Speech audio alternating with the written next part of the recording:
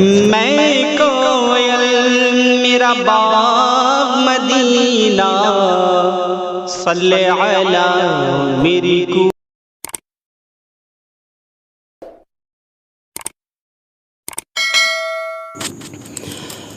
الحمدللہ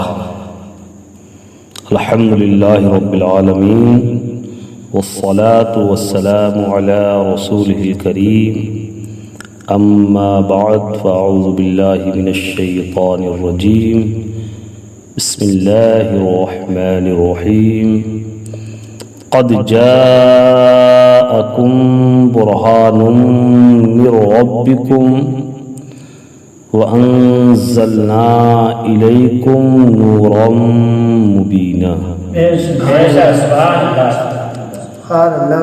مَنَّ عَلَيْنَا رَبُّنَا إِذْ بَعَثَ مُحَمَّدًا أَيَّدَهُ بِأَيْدِهِ أَيَّدَنَا بِأَحْمَدَ أَرْسَلَهُ مُبَشِّرًا أَرْسَلَهُ مُمَجَّدًا صلوا علیہ دائما صلوا علیہ سرمدا صرف اتنا ہی نہیں، صرف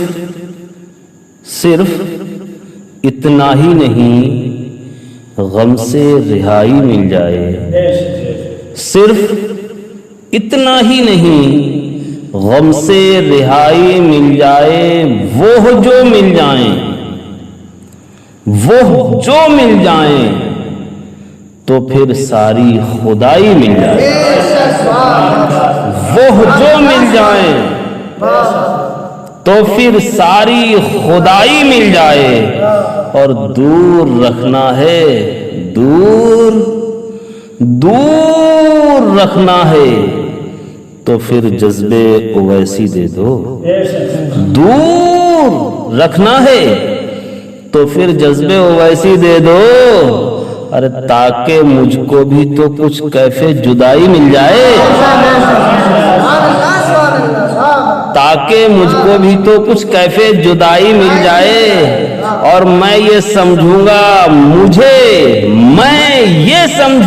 مجھے دولت کونین ملی، میں یہ سمجھوں گا مجھے دولت کونین ملی، راہ طیبہ کی اگر آبلاب پائی مل جائے، راہ طیبہ کی اگر آبلاب پائی مل جائے۔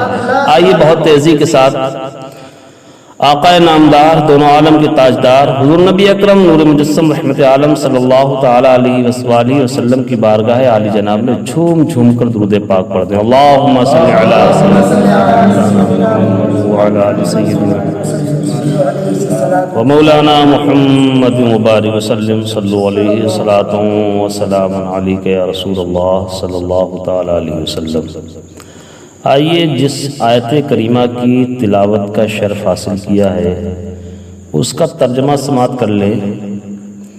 اللہ فرماتا ہے یقیناً تمہارے پاس رب کی جانب سے برہان آ گیا،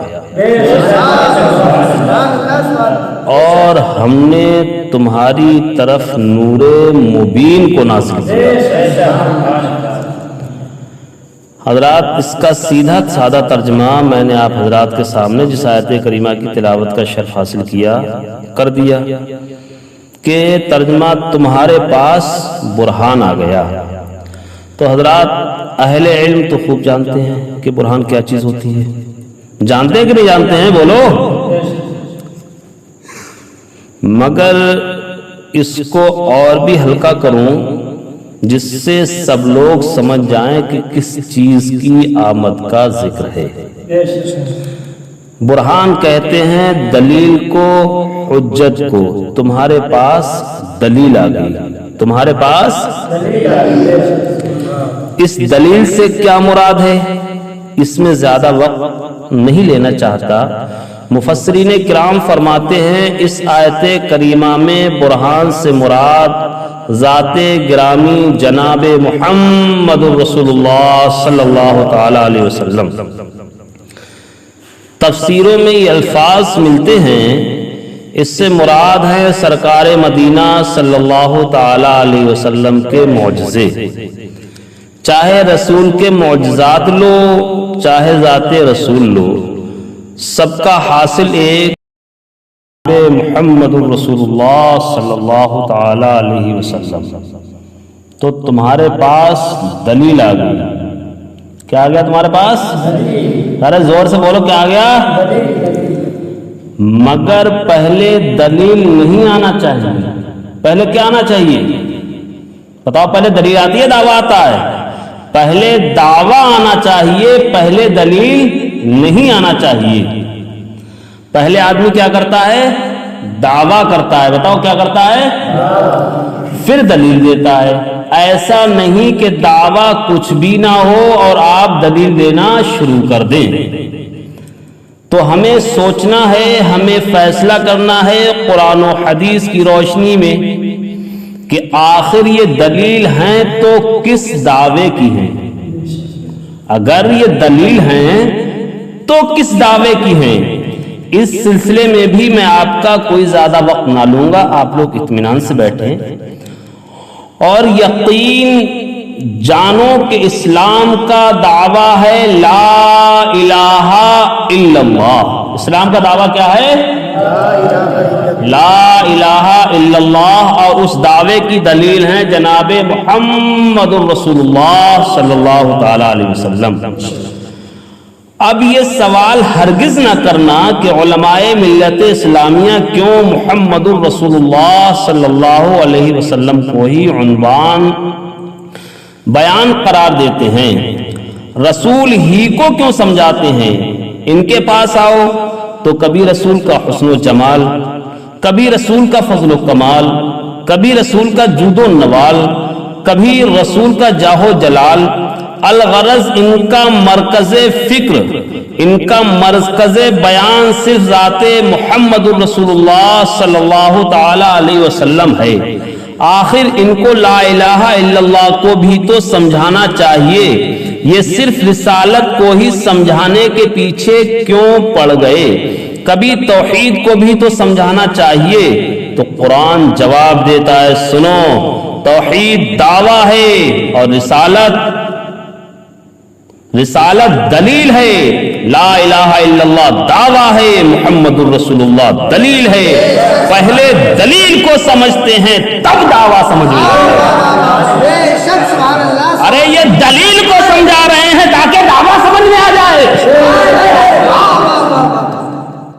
تو حضرات، دعوے کو سمجھانے کے لیے دلیل کو سمجھانے کی ضرورت ہوتی ہے۔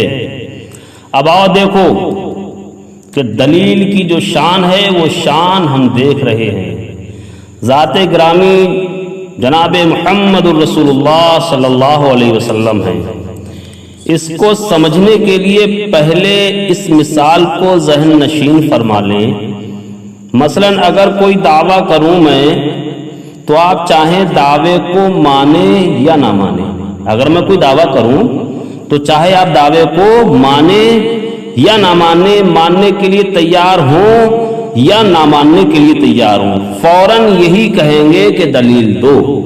اگر میں کوئی دعویٰ کروں تو آپ یہی تو کہیں گے نا کہ فوراً یہی کہیں گے کہ دلیل دو، کہیں گے نہیں کہیں گے؟ تو دیکھا آپ نے دعویٰ کی مخالفت فوراً شروع کر دی آپ نے۔ پہلے فرمایا دلیل دو، جب میں نے دلیل دیا تو کہنے لگے یہ کیسی دلیل ہے، یہ تو بہت کمزور ہے، یہ دلیل اس سے ٹوٹتی ہے، اس میں یہ عیب ہے، اس میں یہ نقص ہے، اس میں یہ کمی ہے۔ تو دعویٰ نہیں ماننا چاہا تو دلیل میں عیب نکالنے لگے۔ اگر کوئی انسان جب دعویٰ نہیں مانتا ہے تو کیا کرتا ہے؟ دلیل میں عیب نکالنے لگتا ہے۔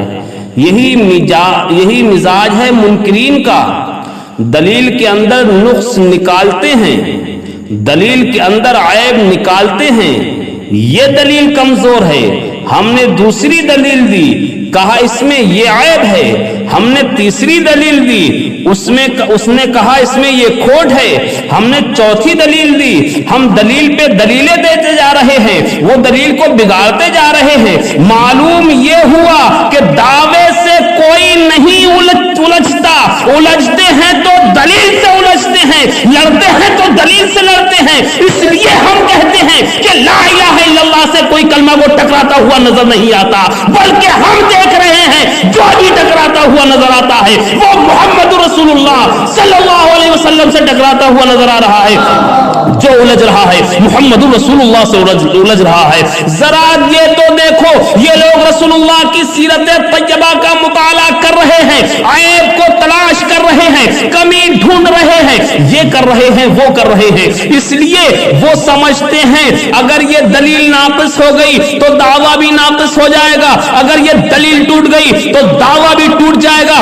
یہی بات ہے، واقعی یاد رکھنا، شیطان کو بھی دعوے سے کوئی الجھن پیدا نہیں ہوئی تھی۔ جب تک دعویٰ اس کے کانوں تک تھا اس وقت تک اسے کوئی الجھن پیدا نہیں ہوئی تھی۔ لا الہ الا اللہ کا منکر شیطان کبھی نہیں تھا۔ لا الہ الا اللہ کا منکر وہ پہلے سے ہی ہوتا، اگر وہ تو وہ ملائکہ میں کیسے شامل کیا جاتا؟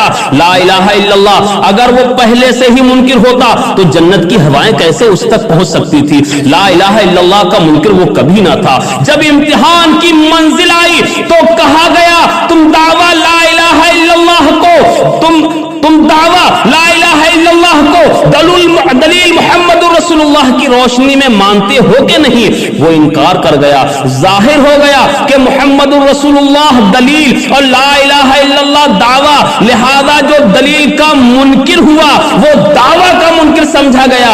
یہ بھی اچھا طریقہ ہے منوانے کا کہ دعویٰ اوپر کا ہو، دلیل نیچے ہو۔ اس کی وضاحت کے لیے ہم آپ کو بتائیں، قرآن نے بھی یہی انداز اختیار کیا ہے، ان کنتم تحبون اللہ فاتبعونی، اگر تم اللہ کی محبت کا دعویٰ رکھتے ہو میری اتباع کرو، میری پیروی کرو۔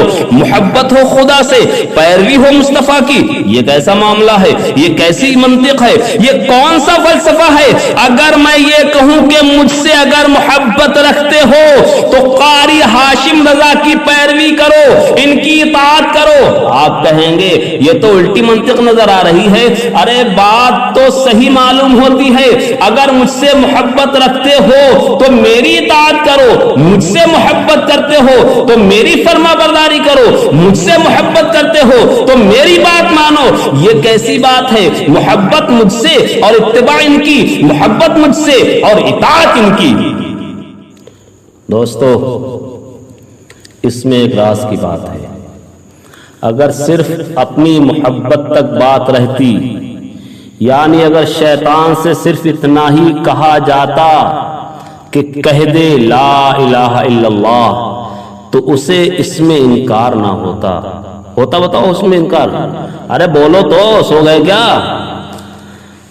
امتحان ایسا ہی لیا جاتا ہے۔ اس میں سب سے بڑے راز کی بات یہ ہے کہ یہ تو ہو سکتا ہے کہ ایک شخص خدا کی محبت کا دعویٰ کرے مگر رسول خدا صلی اللہ تعالی علیہ وسلم کی محبت کا دعویٰ نہ کرے، ایسا ہو سکتا ہے اور بہت ہوتا ہے۔ زمانے میں ایسی بات ہے کہ لا الہ الا اللہ کے ماننے کا ادعا رکھے مگر محمد رسول اللہ کے ماننے کا ادعا نہ رکھے، مگر ایسا ہو ہی نہیں سکتا کہ محمد رسول اللہ کو مانے اور خدا کو نہ مانے۔ ایسا نہیں ہو سکتا ہے کہ محمد رسول اللہ کو مانے اور خدا کو نہ مانے، ایسی کوئی نظیر ہی نہیں مل سکتی، ایسی کوئی مثال ہی نہیں مل سکتی۔ اس لیے دوستو، ہمارے علماء ملت اسلامیہ بھی وقت کے نباز ہیں، وہ ایسے ہی نسخہ دیتے ہیں۔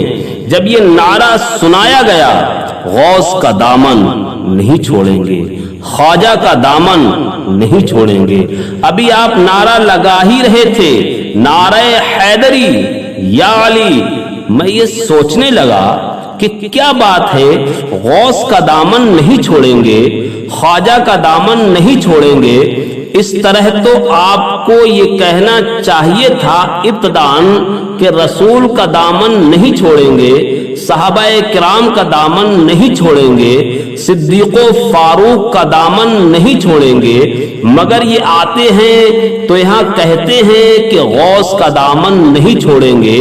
تو فلسفہ حل ہو گیا کہ یہ نقطہ، یہ فلسفہ انہوں نے قرآن سے سیکھا ہے، اس لیے کہ یہ ہو سکتا ہے کہ ایک خدا کی محبت کا دعویٰ کرے مگر رسول خدا کی محبت کا دعویٰ نہ کرے، مگر یہ ناممکن ہے کہ کوئی رسول خدا صلی اللہ تعالی علیہ وسلم کو چاہے اور خدا کو نہ چاہے، ایسے ہو ہی نہیں سکتا۔ ایسے ہی یہ ہو سکتا ہے ایک رسول کی محبت کا دعویٰ کرے مگر صحابہ کی محبت کا دعویٰ نہ کرے، یا اہل بیت کا منحرف ہو، مگر یہ ناممکن ہے کہ کوئی صحابہ اور اہل بیت کو چاہے اور رسول خدا کو نہ چاہے۔ ایسے یہ بہت ممکن ہے کہ اہل بیت اور صحابہ کی محبت کا دعویٰ کرنے والا وہ دعویٰ چاہے جھوٹا ہی صحیح ان کو مانے مگر ائمہ مجتہدین کو نہ مانے، امام اعظم کو نہ مانے، امام شافعی کو نہ مانے، مگر یہ ناممکن ہے کہ ائمہ مجتہدین کو ماننے والا صحابہ و تابعین کو نہ مانے۔ ایسے یہ ہو سکتا ہے کہ ائمہ مجتہدین کا محبت کا دعویٰ کرنے والا غوث جیلانی کو نہ مانے، خواجہ اجمیری کو نہ مانے، حضرت شاہ نقشبند کو نہ مانے، مگر یہ ناممکن ہے کہ ان بزرگوں کو ماننے والا امام شافعی کا گستاخ ہو، امام اعظم کو نہ مانے۔ معلوم یہ ہوا کہ اگر ہم اوپر سے چلائیں گے تو نہ جانے آپ کہاں ٹھہر جائیں، لہذا نیچے سے چلاؤ کہ ایک ایسا دامن پکڑا دو کہ سارے دامن ہاتھ میں آ جائیں۔ ظاہر ہو گیا کہ دعویٰ کو نہ ماننے والا اس کی دلیل سے الجھا کرتا ہے۔ اچھا آپ لوگ یہ بتائیے کہ کیا ہر شخص کا علم برابر ہوتا ہے؟ بولو، ارے آواز نہیں ہے کہ منہ میں؟ ہر شخص کا علم برابر ہوتا ہے؟ دیکھیے میں نے ایک دلیل دی، یہ قاری ہاشم صاحب ہیں، انہوں نے توڑ دی۔ کمزور دلیل رہی تو قاری ہاشم صاحب نے توڑ دی، اب ان کے استاد نے اس کو توڑ دیا، اب انہوں نے کوئی دلیل دی، پھر ان کے استاد نے ان کو توڑ دیا، اب پھر انہوں نے ایک اور دلیل دی، پھر ان کے استاد نے اس کو توڑ دیا۔ تو معلوم ہوا کہ جب علم بڑھتا جاتا ہے تو دلیل کے اندر نقص پیدا کرنے کی صلاحیت بھی پیدا ہو جاتی ہے۔ ہو جاتی ہے کہ نہیں ہو جاتی ہے؟ تو ہمیں دیکھنا ہے کہ محمد الرسول اللہ جو لا الہ الا اللہ کی دلیل ہے، یہ دلیل کس نے دی؟ اب ہمیں یہ دیکھنا ہے کہ جو محمد الرسول اللہ صلی اللہ علیہ وسلم دلیل ہیں، یہ لا الہ الا اللہ کی دلیل ہیں، یہ دلیل دی تو دی کس نے؟ کیا یہ ابو علی سینان کی دلیل ہے؟ کیا یہ ارسطو کی دلیل ہے؟ کیا یہ فارابی کی دلیل ہے؟ کیا یہ مقراطیس کی دلیل ہے؟ کہ یہ افلاطون کی دلیل ہے؟ کہ یہ سقراط کی دلیل ہے یا بقراط کی دلیل ہے؟ اگر یہ بقراط کی دلیل ہے تو امکان ہے کہ سقراط توڑ دے گا، اگر یہ ابو علی سینا کی دلیل ہے تو ممکن ہے ارسطو توڑ دے گا، اگر یہ ارسطو کی دلیل ہے تو ہو سکتا ہے افلاطون توڑ دے، اگر یہ افلاطون کی دلیل ہے تو ممکن ہے جعلی موس توڑ دے۔ ہمیں دیکھنا ہے یہ دلیل کس کی ہے، تو قرآن کہتا ہے سنو برہان من ربکم، یہ تمہارے رب کی دلیل ہے۔ اب اس کو توڑنے کے لیے یا تو رب کے برابر علم لے آؤ یا رب سے بڑھ کر علم لے آؤ، اور جب یہ دونوں چیزیں محال ہیں تو اس کے اندر عیب کا ہونا بھی محال ہے، اس کے اندر نقص کا پانا بھی محال ہے، اس لیے کہ یہ ایسے ویسے کی دلیل نہیں، رب کی دلیل ہے۔ اور یہ بھی تو غور کرو، اگر دلیل ٹوٹے گی تو دلیل کا کیا ہوگا؟ یہ تو دلیل دینے والے کے ناموس کا سوال ہے، دلیل دینے والے کی بات کا سوال ہے۔ دلیل ہم نے دی، ٹوٹ گئی، دلیل کا کیا ہوا؟ جو کچھ ہوا دلیل دینے والے کا ہوا، ہوا, لہذا ہم کوشش کرتے ہیں کہ ہماری دلیل ٹوٹنے نہ پائے. ہم اپنی کوشش میں تو ناکام ہو سکتے ہیں. بتاؤ اگر قادر مطلق یہ چاہے کہ اس کی دلیل ٹوٹنے نہ پائے تو کون توڑ سکے گا؟ جسے خدا سوارے اسے کون بگاڑ سکتا ہے؟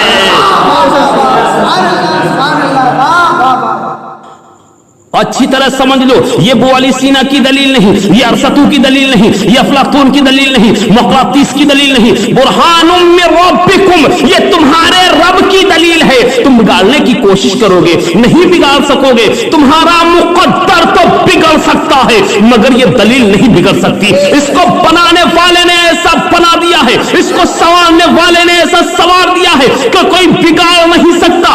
مگر دوستو, یہ دیکھنے والے بھی عجیب نظر سے دیکھتے ہیں, دیکھنے کا عجیب زاویہ بنا رکھا ہے. اس دلیل کو اس حیثیت سے نہیں دیکھ رہے ہیں کہ یہ لا الہ الا اللہ کی دلیل ہے, بلکہ اس حیثیت سے دیکھ رہے ہیں یہ چلتا پھرتا ہے, کھاتا پیتا ہے, سوتا جاگتا ہے, اٹھتا بیٹھتا ہے. دیکھو, غور سے دیکھو, کیا یہ عقل و دانائی کا دیوالیہ نہیں ہے؟ قرآن کریم میں 6666 آیتیں کریمہ ہیں, مگر اس میں جناب کو ایک ہی آیت کریمہ یاد رہی. ارے میں نہیں کہتا ہوں یہ آیت نہیں ہے, اس کے گوشے پر ہمارا ایمان ہے, اس کے ہر نقطے پر ہمارا ایمان ہے, اس کے ایک ایک زیر و صبر پر ہمارا ایمان ہے. مگر یاد کرنے والے کے ذوق کا پتہ چلتا ہے کہ اس کا انتخاب کیا ہے وہ سمجھ نہیں رہا ہے, بے سمجھے یاد کیے ہوئے ہے. حضرات آیت کریمہ یا ایھا النبی انا ارسلناک شاہدا و مبشرا و نذیرا و داعیا الی اللہ باذنہ و سراجا منیرا, یہ یاد نہیں. وعلمک ما لم تکن تعلم, یہ یاد نہیں. ورفعنا لک ذکرک, یہ یاد نہیں. وما هو علی الغیب بضنین, یہ یاد نہیں, کچھ یاد نہیں. مگر اگر یاد ہے تو کیا یاد ہے؟ قل انما انا بشر مثلکم. اور یہ بھی دیکھو, ہر سائنس کے لوگوں کو یہی یاد ہے, ہاکذا ہاکذا ہاکذا. معلوم ہوتا ہے کہ جتنا نصاب تعلیم ہے اسی میں صرف یہی آیت کریمہ سمجھائی جاتی ہے. پھر بھی تو سمجھ لیتے تو کام بن جاتا, اس پر بھی تو سمجھ نہیں پاتے. ایسے موقع پر آپ کے ذہن میں جو شبہات بھر سکتے ہیں, اس کو خود اپنی طرف سے بیان کرنے کی کوشش کرتا ہوں, وہ رفع ہو جائے. دیکھو, قرآن شریف کی جس آیت کریمہ کی تلاوت کا میں نے شرف حاصل کیا ہے, قل انما انا بشر مثلکم, اس کا سیدھا سادہ ترجمہ عرض کروں گا. اپنی طرف سے کوئی ایسی بات نہ کہوں گا کہ کوئی کہے کہ ترجمے میں لفظ اپنی طرف سے بڑھا دیا گیا ہے. اچھا ترجمہ سنو, اے محبوب تم کہہ دو میں تمہاری طرح بشر ہوں. کتنا سیدھا ترجمہ ہے, کتنا واضح ترجمہ ہے. مگر ایک بات میں پوچھوں گا, ایک سوال میں کروں گا آپ کے ایمان سے, آپ کے شعور سے, آپ کے دین سے, آپ کی دیانت سے. تفسیروں کی روشنی میں بتاؤ ان کے مخاطب کون ہے؟ رسول کریم کن سے کہہ دے؟ صدیق اکبر سے جواب دو گے نہیں, فاروق اعظم سے کہو گے نہیں, ان سے نہیں, عثمان غنی سے نہیں, علی مرتضی سے نہیں, سلمان فارسی سے نہیں, صہیب رومی سے نہیں, بلال حبشی سے نہیں. اے محبوب ان سے مت کہو, ان سے کہو یہ قل کے مخاطب کون ہیں؟ اے رسول ان کافروں کو مخاطب بنا کے کہو. اس میں کچھ مصلحت ہے, اس میں کچھ حکمت ہے. اس حکمت کی طرف ابھی آپ کے ذہن کو نہیں لے جانا چاہتا.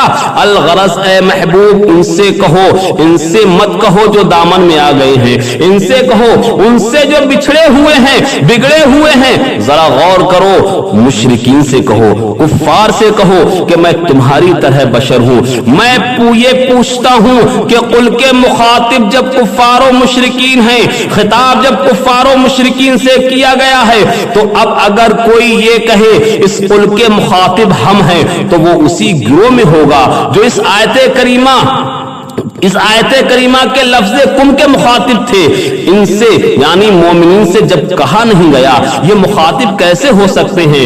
اور لطف کی بات یہ ہے کہ کہا گیا تھا اے محبوب تم کہو, کہا گیا تھا اے محبوب تم کہو, اور یہ کہنے لگے. ان سے کب کہا گیا تھا کہ تم کہو, اور جب قل کے مخاطب کفار تھے, تو اب جو کہے کہ قل کے مخاطب ہم ہیں, ہم اس آیت کے مخاطب ہیں, ہم اس آیت کے مخاطب ہیں، وہ یقیناً ایمان والوں کے دائرے سے نکل کر کے انہی میں پہنچتا ہے جو مخاطب تھے، چاہے سمجھ کے پہنچے چاہے بے سمجھے پہنچے۔ ایک سوال میں تمہارے ایمان سے کرتا ہوں، اچھا سنو جی، ابو جہل کو مخاطب بنایا، ابو لہب کو مخاطب بنایا، عقبہ بن ابی معیط کو مخاطب بنایا، ولید ابن مغیرہ کو مخاطب بنایا۔ اب کیا تم ابو جہل کو یہ حق دینے کو تیار ہو کہ تمہارے رسول کو اپنے جیسا کہے؟ کیا تم عتبہ و شیبہ کو یہ حق دینے کے لیے تیار ہو کہ وہ کہے اے مسلمانوں تمہارا رسول ہماری طرح ہے، ہم تمہارے رسول کی طرح ہیں؟ دیکھو تمہارا قرآن ہمیں سے خطاب کر رہا ہے، ہمیں کو مخاطب بنا رہا ہے، ہم کو پورا حق ہو گیا ہے کہ ہم تمہارے رسول کو اپنی طرح کہیں، اپنے کو تمہارے رسول کی طرح کہیں۔ کیا تم حق دے رہے ہو تو تم انہیں حق نہیں دو گے؟ کیا تم ابو جہل کو یہ حق دو گے؟ یقیناً تم یہی کہو گے ہم انہیں ہرگز حق نہ دیں گے۔ تو یہ کیسے غضب کی بات ہے کہ جن کو مخاطب بنایا گیا ان کو حق نہیں دے رہے ہو، اور جن کو مخاطب بنایا ہی نہیں گیا ان کو یہ کیسے حق حاصل ہو گیا؟ فرش والے تیری شوکت کا علو کیا جانے، خسروا عرش پہ ہوتا ہے فریرہ تیرا۔ حضرات